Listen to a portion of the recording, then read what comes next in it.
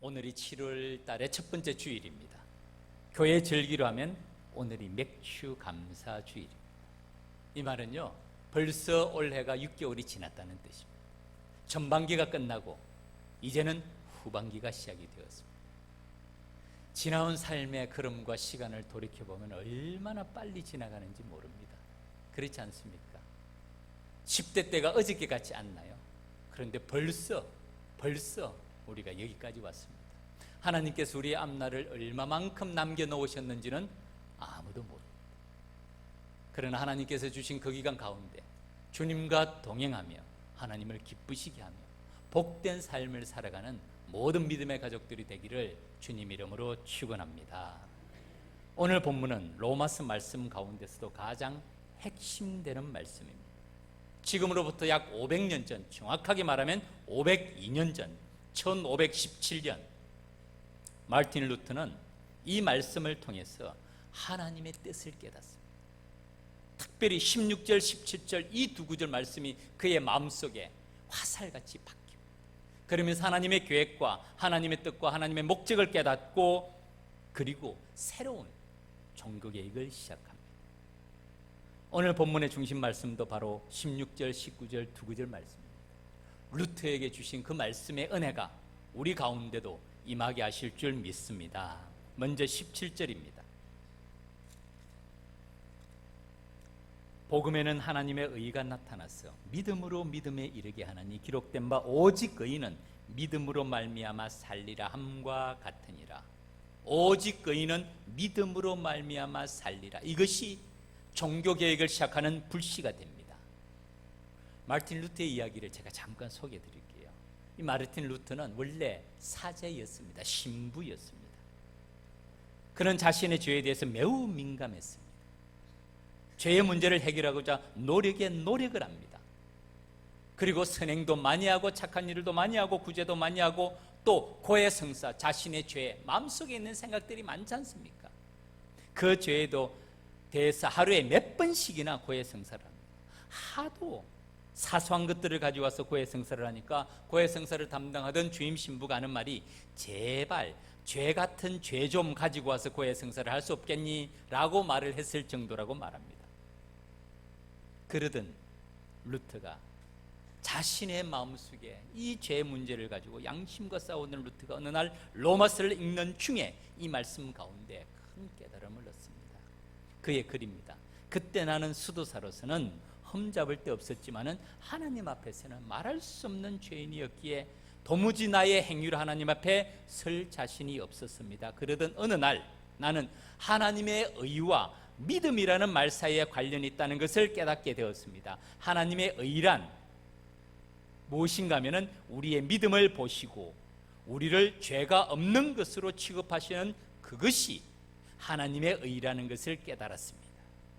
하나님의 의라는 것은 우리가 의롭게 되는 것이 아니라 우리의 믿음을 보시고 우리를 죄로 없다고 여기시는 그것이 하나님의 의라는 것을 깨달았다는 것이죠. 그 순간 나는 새로 태어난 것처럼 활짝 열린 문을 통해서 나그네 이른 기분이었다. 요약하면 이렇습니다. 우리가 어떻게 하나님 앞에서 의롭다 함을 얻게 되느냐면은 그것은 우리의 행위가 아니라는 것입니다. 선한 행동을 많이 하고 착한 행동을 많이 하고 덕을 쌓으면 이것을 선행 공덕 사상이라고 말합니다. 그렇게 해서 의롭게 되는 것이 아니라 우리가 예수 그리스도께서 나를 위해서 십자가에 달려 죽으신 것을 믿습니다 라는 그 믿음으로 하나님께서는 우리를 의롭다고 인정해 주신다는 것이죠. 그것을 칭의, 의롭다고 칭해 주신다는 뜻입니다. 하나님 편에서는요, 이것은 전적으로 하나님의 은혜입니다. 그리고 이것은 우리의 편에서 보면 믿음으로 의롭담을 받는 것이죠. 69절 성경 암송을 절대로 잊어버리면 안 됩니다. 로마서 8장 끝나고 다시 69절 성경 암송으로 우리는 복습을 할 것입니다. B 시리즈, 그리스도를 전파함. 그 가운데 선행으로 구원받지 못함. 에베소서 2장 8절 9절 말씀과 디도서 3장 5절 말씀은 깊이 생각해야 됩니다. 에베소서 2장 8절 9절 말씀 우리 같이 한번 읽고 또 암송하겠습니다. 시작. 너희는 그의 은혜에 의하여 믿음으로 말미암아 구원을 받았으니 이것은 너희에게서 난 것이 아니요 하나님의 선물이라. 행위에서 난 것이 아니니 이는 누구든지 자랑하지 못하게 함이라. 아멘. 우리의 구원의 길을 말씀해 주고, 너희는 무엇에 의해서? 그 은혜에 의해서, 하나님의 은혜에 의해서. 인간 편에서는 믿음입니다. 믿음으로 말미암아 구원을 받았습니다. 그런데 이것이 우리에게서 난 것이 아니라는 것이, 우리의 착한 행동, 우리의 의로운 행동, 우리의 선한 행동이 아니라 하나님의 무엇이라고요? 선물. 은혜라는 것이 바로 선물이라는 것입니다. 우리의 행위에서 난 것이 아니니 이는 누구든지 자랑하지 못하게 함이라. 하나님 앞에서 겸손하게 하나님의 말씀에 순종하며 나아가는 그 모습이 하나님의 은혜로 구원받은 백성의 모습이라는 것입니다. 디도서 3장 5절도 마찬가지입니다. 우리를 구원하시되, 우리를 구원하셨는데 우리가 행한 바 의로운 행위로 말미암지 아니하고 우리의 선한 행동이 아니라는 것입니다. 그러면 무엇이라고요? 오직 그의 긍휼하심을 따라. 이것이 은혜의 다른 표현입니다. 중생의 씻음과 다시 태어남으로 해서 깨끗하게 하심과 날마다 성령의 새롭게 하심으로 우리를 구원하셨습니다 라는 말입니다. 이것이 구원의 길입니다. 구원은 전적인 하나님의 은혜요, 전적인 하나님의 선물입니다. 그것을 믿는 그 믿음으로 우리가 구원을 받는 것이지, 우리가 무슨 거룩한 행위가 있어서가 아니라는 것입니다. 이 말씀이 루터 이후 500년이나 지난 지금까지도 교회의 역사를 바꾸는 거대한 불길이 됩니다.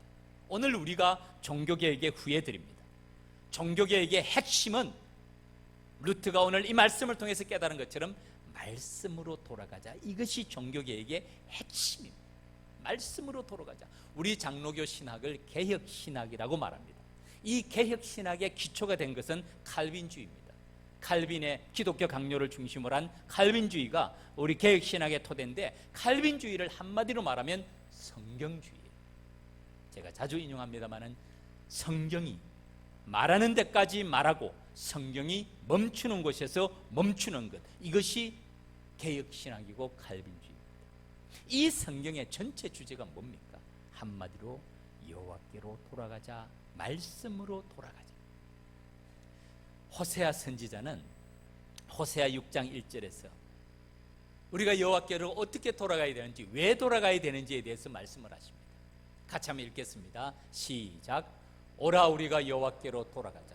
여호와께서 우리를 찢으셨으나 도로 낫게 하실 것이요, 여호와께서 우리를 치셨으나 싸매어 주실 것임이라. 아멘. 오라 우리가 여호와께로 돌아가자. 말씀으로 돌아가자. 하나님께로 나아가자.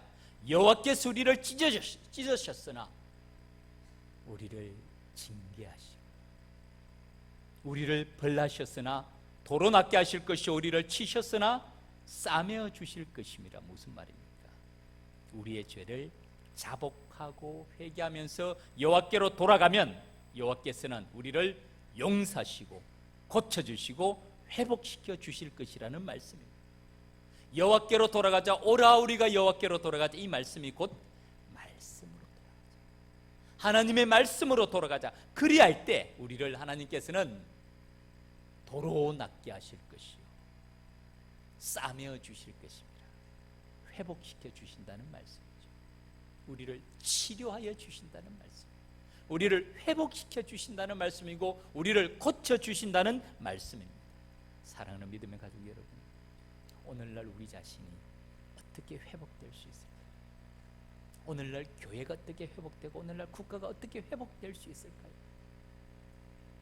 제가 일부 시간 때 한번 물어봤습니다. 우리 마음속에 저는 상처란 없습니다. 저는 상처에 상자도 없습니다. 제 마음은 깨끗하고 아무런 상처도 없습니다 라고 생각하시는 분 손 한번 들어보세요. 보세요. 2부 예배 때도 아무도 없잖아요. 1부 예배 때 있었을까요? 없었을까요? 없었어요. 우리 마음은 다 상한 심정이에요.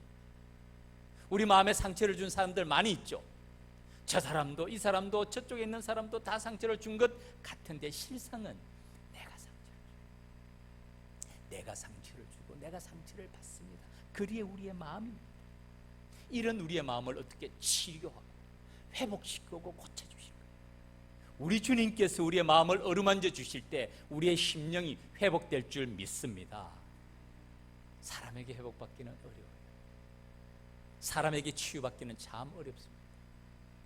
사람에게 고침을 받으려 그러다 오히려 더 큰 상처를 입습니다. 우리가 여호와께로 돌아갈 때, 하나님께서 우리를 어루만져 주실 때 우리의 마음이 깨끗하게 회복되고 치유될 줄 믿습니다. 우리의 마음이 그래요. 오늘날 교회, 세상의 빛과 소금이 되어야 되는데 오늘날 이 땅의 교회들이 맛을 잃은 소금의 모습이 아닙니다. 우리 교회, 이 땅에 있는 교회 어떻게 회복될까요? 내가 회복할 수 있습니다. 내가 교회를 새롭게 할 수 있을까요? 천만의 말씀. 내가 손을 대면 될수록 더 어려워집니다.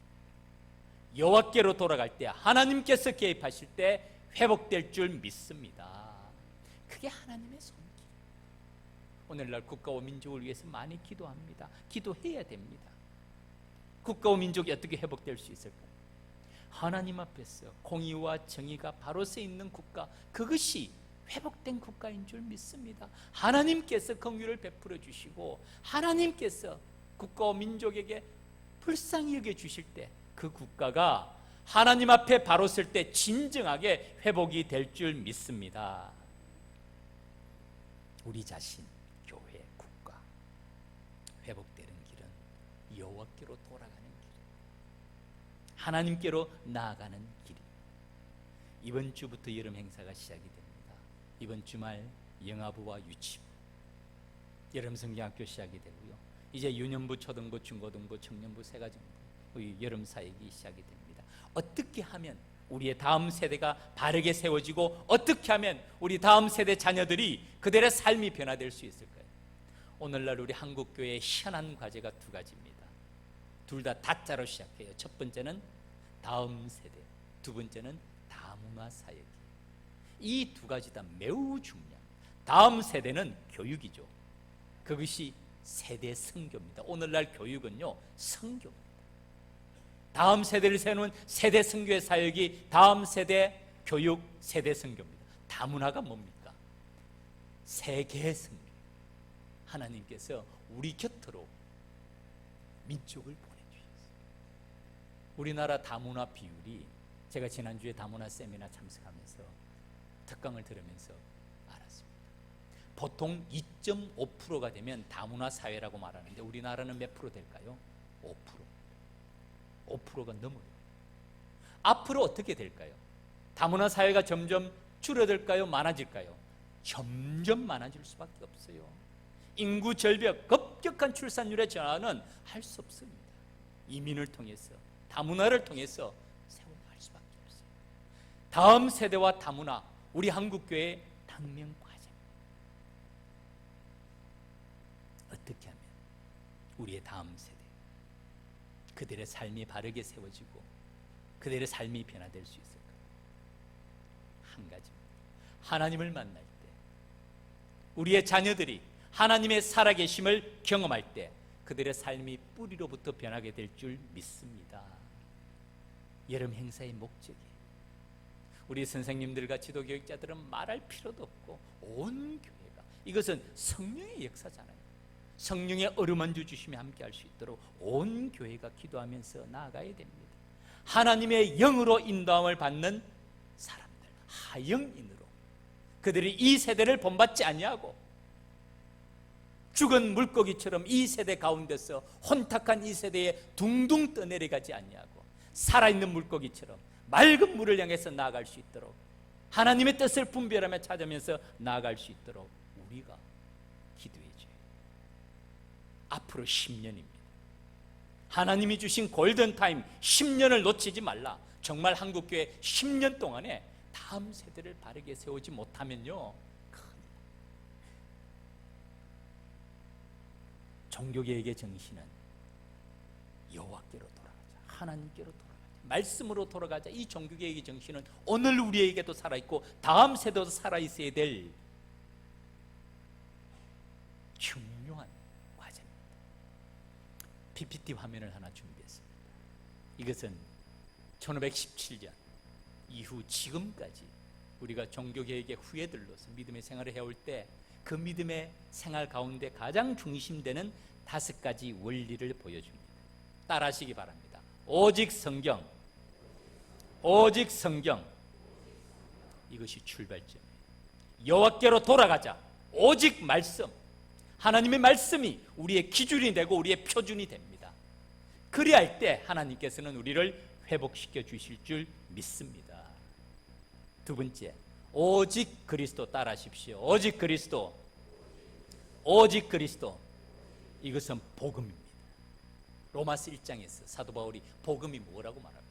이 복음은 그 아들에 관하여 선지자들을 통하여 성경에 미리 약속하신 것이라. 이 복음은 그 아들 예수 그리스도라고 말합니다. 오직 그리스도. 이것이 복음입니다. 세 번째, 따라하십시오. 오직 은혜, 오직 은혜. 우리가 그 은혜로 인하여 믿음으로 말미암아 구원을 받았어요. 이것이 우리에게서 난 것이 아니라 하나님의 선물. 우리의 구원은 전적인 하나님의 은혜인 줄 믿습니다. 오직 은혜예요. 그 다음에 네 번째로 따라하십시오. 오직 믿음, 오직 믿음. 믿음으로 말미암아 의롭게 되는 줄 믿습니다. 예수 그리스도께서 나를 위해서 십자가에 달려 돌아가심을 믿습니다. 그 믿음으로 우리를 의롭다고 하십니다. 마지막 5번째입니다. 오직 하나님께 영광, 오직 하나님께 영광. 너희가 먹든지 마시든지 무엇을 하든지 무엇을 위해 살라고요? 하나님의 영광을 위하여. 우리가 사나 죽으나 다 누구의 것이라고요? 하나님의 것이라. 주님은 내 모든 것이 되십니다. 그리스도의 주제권. 내 삶의 중심에 그리스도를 모시고 나는 그리스도의 말씀에 주님의 인도하심에 순종하면서 전적으로 순종하면서 살아갑니다. 성령 충만한 사람의 모습, 그리스도의 주제권을 인정하는 모습, 오직 하나님께 영광을 돌리는 모습, 그 사람을 우리는 청지기라고 말합니다. 이 종교개혁의 정신은 지난날의 정신이 아니에요. 우리에게도 새겨져야 되고 뿐만 아니라 우리 다음 세대도 이 말씀이 전해져야 됩니다. 두 번째로 16절입니다. 내가 복음을 부끄러워하지 아니하노니 이 복음은 모든 믿는 자에게 구원을 주시는 하나님의 능력이 됨이라. 먼저는 유대인에게요 그리고 헬라인에게로다. 17절에서는 믿음으로 의롭게 됩니다. 우리가 믿음으로 구원을 얻습니다라고 말한 다음에 16절에서는 복음의 능력에 대해서 말씀합니다. 오늘 말씀의 주제가 복음의 능력입니다. 사도 바울이 먼저 내가 복음을 부끄러워하지 아니한다라고 말합니다. 여러분, 맨 처음에 십자가는 부끄러운 일이었어요. 십자가에서 달려 죽었다는 것은 수치스러운 일이었습니다. 로마 시민들은 아무리 흉악범이라도 십자가 처형을 하지 않았어요. 왜냐하면 너무 잔인하기 때문에. 그리고 가장 험한 범죄, 중한 범죄를 지은 사람들은 십자가형에 처했어요. 그래서 그 당시 로마 사람들은, 교양 있는 로마인들은 식탁에서 십자가라는 단어를 올리지 않는 것이 일종의 예의였어요. 그만큼 그 십자가는 부끄러운 것이었고 수치스러운 것이었고 감추고 싶은 이야기였는데, 사도 바울은 내가 이 십자가의 복음, 이 십자가의 사건, 이 복음을 부끄러워하지 아니한다고 말합니다. 왜냐하면 그 다음에 이유를 말하죠.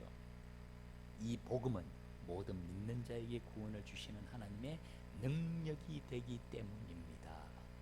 복음은 하나님의 능력인 줄 믿습니다. 우리에게 구원을 주시는 하나님의 능력임을 사도 바울은 자기 자신이 먼저 경험하는 거예요. 그리고 그는 이 복음은 모든 믿는 자에게, 이 복음을 믿는 자에게는 구원을 주시는 하나님의 능력이 되기 때문입니다. 하나님의 능력이라는 것을 말씀합니다. 사랑하는 믿음의 가족 여러분, 오늘 우리는 우리의 믿음의 걸음을 걸어가면서, 우리의 삶의 걸음을 걸어가면서 어디서부터 힘과 능력을 얻습니까? 우리의 능력의 기초가 뭡니까? 우리의 힘과 능력의 기초가 어디에 있죠? 첫 번째는 육체적으로 건강하면 능력이 있습니까? 사실은 건강은 잘 지켜야 됩니다. 저도 일주일에 최소한 4-5번, 많으면 5-6번 정도는 피트니스에 가서 열심히 운동합니다. 왜냐하면 건강하면서 사역을 감당하기 위해서. 그렇다고 우리 몸이 무쇠처럼 변하는 것은 아니에요. 우리는 질그릇같이 약합니다. 제가 어제 저녁에 우리 집사님 병원에 신방을 아내와 함께 같이 갔습니다. 그 병실에 당뇨 환자들이 같이 있는데요, 정말 참 당뇨병이 무섭더라고요. 신체를 절단해야 될 지경입니다. 당뇨가 나중에 합병증이 되면 그렇게 증상이 드러나지 않습니까? 정말 그 질병이라는 것이 우리의 몸에 심각한 영향을 미칩니다. 육체적으로 건강하다고 거기서부터 힘과 능력이 오는 것 아니라는 것 우리가 잘 압니다. 두 번째로, 경제적으로 안정이 되고 든든하면 여기서부터 힘과 능력이 있습니까? 성경은 그렇게 말하지 않습니다. 정함이 없는 재물에 소망을 두지 말라. 우리 제자 훈련하면서 우리 집사님들과 같이 말씀 나누면 재물에는 날개가 있다는 말이 사실인 것 같아요. 날개가 있습니다. 영원히 내 것 같지만은 결코 그렇지가 않습니다. 사회적인 명성과 권력의 힘이 있으면 그것으로부터 힘과 능력을 공급받습니까? 더 잘 아시죠? 전에는 권불 10년이라고 말했는데 요즘은 그렇지도 않은 것 같아요. 전직 대통령이 되면 그 다음에는 감옥 갈 준비를 해야 될 것 같아요. 우리나라 역사 가운데 감옥 안 간 대통령이 몇 명이나 되는지 전 잘 모르겠어요. 권력의 힘, 사회적인 명성이 우리의 힘과 능력이 아닙니다. 어디서부터 진정한 능력을 공급받을 수가 있습니까? 위로부터 오는 능력이, 하나님이 주시는 능력이 참된 능력인 줄 믿습니다. 이것이 복음의 능력입니다. 이것이 십자가의 능력이고 이것이 예수 그리스도의 능력인 줄 믿습니다. 이 능력을 공급받는 믿음의 가족들이 되기를 바랍니다. 제가 운전 중에 기독교 방송에서 이 청소년들 문화를 얘기하면서 이 문신, 타투에 대해서 얘기하는 것을 들었습니다. 이 문신을 하는 이유는 참 다양합니다. 기억하기 위해서 문신을 하죠. 왜냐하면 이 문신하면 안 지워지니까. 또 어떤 사람은 자신의 의지를 보여주기 위해서, 자기 마음이 너무 약한 거예요. 문신을 해놓고 항상 보면서 각오를 새롭게 하기 위해서도 문신을 하는데, 또 하나는 능력을 공급받기 위해서 타투를 한다는 것이, 제가 깜짝 놀랐습니다. 오늘날 사실은 문신하는 사람들이, 타투하는 사람들이 생각보다 많습니다. 옛날에는 이 타투가 조폭들의 상징이었죠. 그런데 지금은 그렇잖아요. 여러분, 축구 선수 메시라는 사람을 아십니까? 아마 남자들은 다 알 것 같아요. 저도 잘 압니다. 정말 축구를 잘하죠. 바르셀로나 팀입니까? 아주 축구 잘합니다. 그 사람 팔을 보면 양쪽에 다 문신이 되어 있어요. 제가 이 타투가 어떤 그림인지 자세하게 보지는 않았지만 양쪽으로 다 해놓고 있더라고요. 제가 이전에 미국인과 결혼한 한 한국 여성의 장례식을 인도한 적이 있습니다. 그분이 오랫동안 투병 생활을 하신 분이라서 그 집을 자주 방문했는데, 어느 날 그분의 딸을 만났습니다. 그분의 딸은 예전 장승에서 결혼을 한 분이었는데, 저와 얘기하는 가운데서 그분의 어깨에 이 타투가 있더라고요. 제가 우연히 자세히 보니까 그 타투는 자기 엄마의 얼굴을 그려놓은 거예요. 엄마의 모습을 어깨에 타투를 해놓은 걸 보았습니다. 그걸 보면서 제가 참 많은 생각을 했습니다. 아빠가 미국인이고 엄마가 한국인이에요. 다문화 가정에서 자란 자녀입니다. 이 유전인자가 참 묘합니다. 그런 가정에서 자란 어떤 아이는 완전히 미국인인 아이가 있어요. 아빠 쪽을 닮았죠. 어떤 때는 완전히 한국인 아이도 있어요. 엄마 쪽을 닮았죠. 어떤 때는 정말 같이 섞인 아이도 있습니다. 같은 모습이 나타나요. 이제는 이 딸이 장성하여 결혼을 하였는데, 어렸을 때 이 딸에게 엄마는 어떤 사람이었을까? 어떤 의미로 그 딸이 장성하고 난 다음에 그 어깨에 엄마의 얼굴을 새긴 타투를 했을까 하는 생각을 했습니다. 아무튼 오늘날은 여러 가지 의미로 문신을 하는데, 그 중에 10대들이 하는 것 중에 하나가 능력을 얻기 위해서 한다는 것이죠. 제가 집에 돌아와서 네이버와 구글에 한번 검색을 해봤습니다. 보니까 나타나더라고요. 타투 부적 48가지의 의미라고 말하면서 그 다음에 기록된 글이 타투에는 뜻이 있다. 48개의 이 타투를 하는 그 그림의 의미를 설명해 놨는데 중요한 것은 아닙니다. 그렇지만은 제가 참고로 2가지만 소개해 드리려고 해요. 잉어 타투 여러분 보신 적 있으세요? 이 그림 보시죠. 뭡니까 이게? 잉어예요. 잉어를 몸에 새겨놨습니다. 왜 그럴까요? 이 잉어가 부와 명예와 권력을 준다는 의미를 가지고 있답니다. 재물이 늘고 권력이 생기고 장수하는 그런 능력이 있기 때문에 잉어를 타투해 놓은 것이에요. 문신에 새겨 놓은 것입니다. 혹시 예배 끝나고 잉어를 새겨 놓을 분들은 아무도 없죠? 네. 가짜입니다. 가짜예요. 그 다음에 또 하나 보여드릴게요. 제가 나비 타투 보여드릴게요. 나비를 새겨 놓은 그림이에요. 나비는 변신의 상징으로 새로운 삶을 의미하고 사랑과 희망과 소망과 우정을 지키는 그런 능력이 있다는 의미로 새겨놨다고. 그 다음에 말씀드린 대로 48가지 모든 용, 요정, 거미, 도마뱀, 날개 48가지의 의미를 다 설명해 놓은 것을 보고 제가 참 아연실색했어요. 타투 부적이라는 말처럼 이제는 이 타투가 부적처럼 우리에게 능력을 준다고 믿는 것이죠. 어떤 모습입니까? 현대인의 공허한 모습이에요. 오늘날 핸드폰, 인터넷 기술, 과학, 문명의 발달로 인간 이성이 더 높아진 것 같죠? 그렇지 않습니다. 실상은 그렇지 않아요. 하나님을 모를 때, 복음의 능력을 경험하지 못했을 때 그 영적인 공허함이 어떤 것인지를, 그 마음이 허망한 것을 따른다는 것을 보여주는 것이 제가 볼 때는 이 타투 부적입니다. 오늘날 문화의 한 실상을 보여주는 단면이라고 생각합니다. 사랑하는 믿음의 가족 여러분, 사도 바울이 로마서를 쓰는 이유가 뭐죠? 로마 교회에게 무엇을 권고하고 있죠? 다시 복음으로 돌아가자. 다시 복음으로 돌아가서 복음의 능력을 회복하자는 말씀입니다. 이것이 로마서를 쓰는 목적이에요. 내가 너희에게, 그러므로 나는 할 수 있는 대로 로마에 있는 너희에게 복음 전하기를 원하노라. 그들이 복음을 모릅니까? 알고 있어요. 그럼에도 불구하고 다시 복음으로 돌아가서 복음의 능력을 회복하자는 것이 사도 바울의 간절한 마음인 것입니다. 어느 한 분이 로마 교회의 상황과 한국 교회의 상황을 잘 적용한 말씀이 있습니다. 안타깝게도 로마 교회 성도들이 어느덧 이 복음에 대해서 무뎌졌습니다. 복음을 모르는 것이 아니에요. 복음에 대해서 무뎌진 것이에요. 복음에 대한 감격을 상실한 것입니다. 들어도 감격하지 않게 되었습니다. 로마 교회 교인들의 영적인 상태에 빨간 신호등이 켜진 것입니다. 한마디로 복음의 능력을 잃어버렸던 것입니다. 그래서 사도 바울은 로마 교회에게 다시 복음으로 돌아가서 복음의 능력을 회복하자는 말씀인데, 그 다음에 적용의 말씀입니다.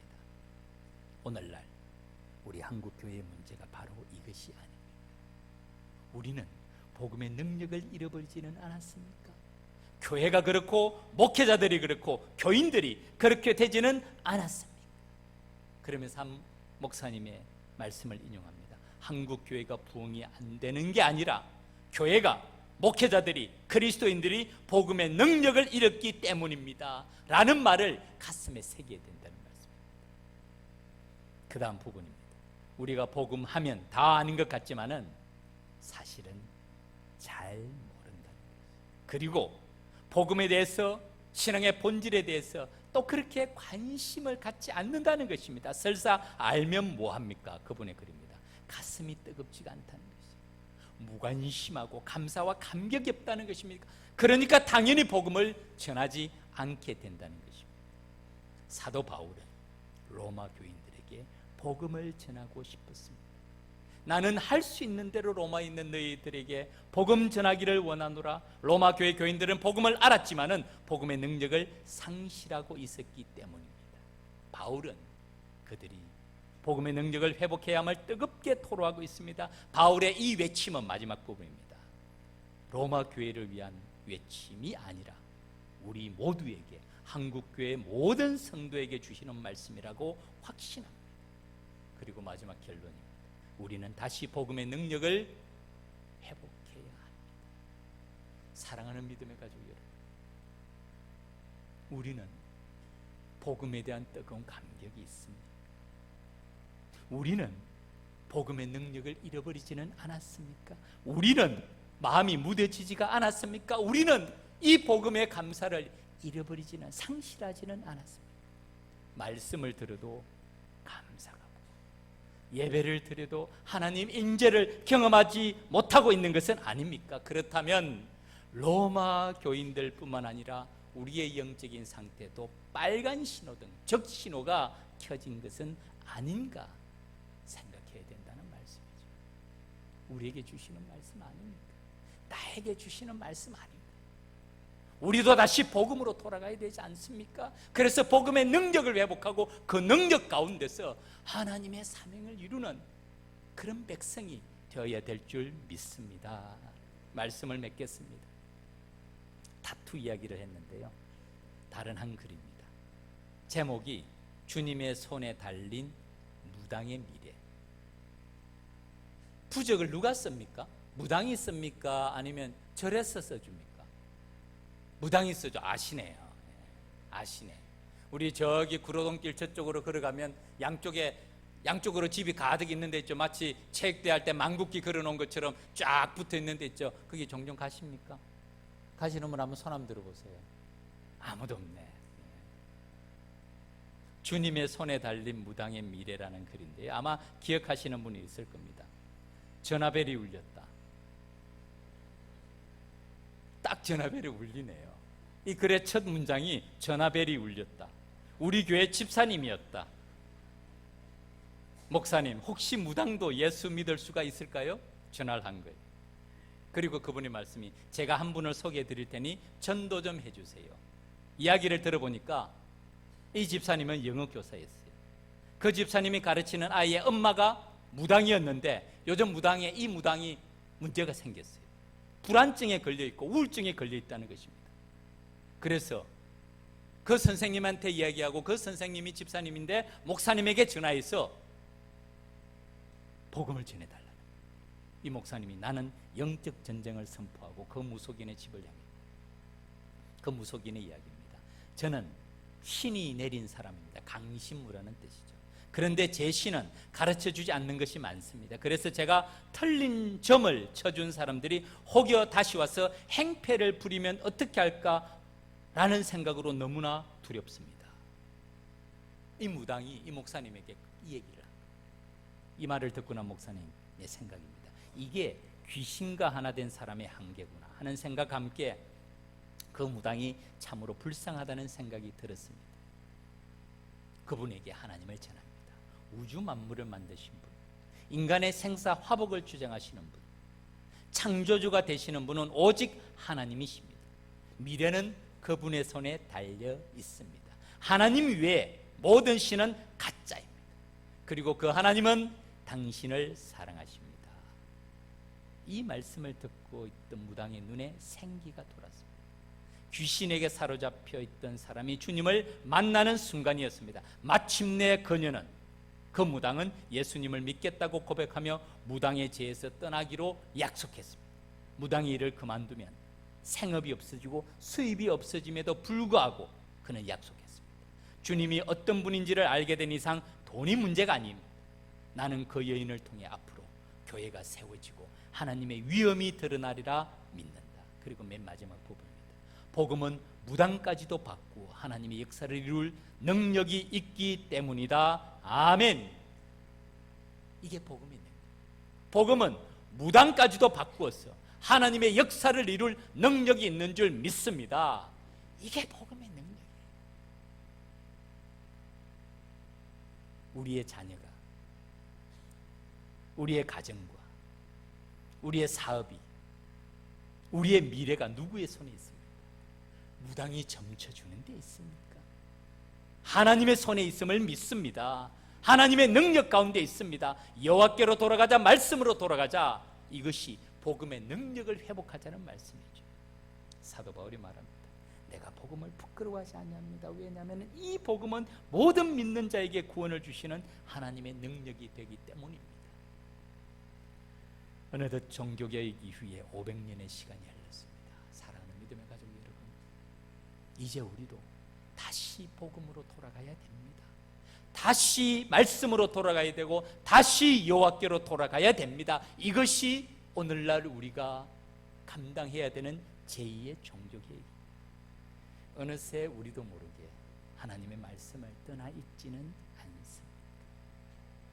어느새 우리도 모르게 복음의 능력을 상실하고 있지는 않습니다. 우리에게 무한한 능력이 있음에도 불구하고 그 능력을 경험하지 못하고 알지 못해서 엉뚱한 데서 능력을 구하고 있지는 않습니다. 로마서는 사도 바울이 로마 교회에게 주는 편지가 아닙니다. 오늘 우리에게 주시는 말씀, 다시 한번 복음으로 돌아갔어. 예수 그리스도의 십자가로 돌아갔어. 복음을 통해서 구원을 주시는 하나님의 능력을 경험하는 믿음의 모든 백성들이 되기를 주님 이름으로 축원합니다. 기도드리겠습니다.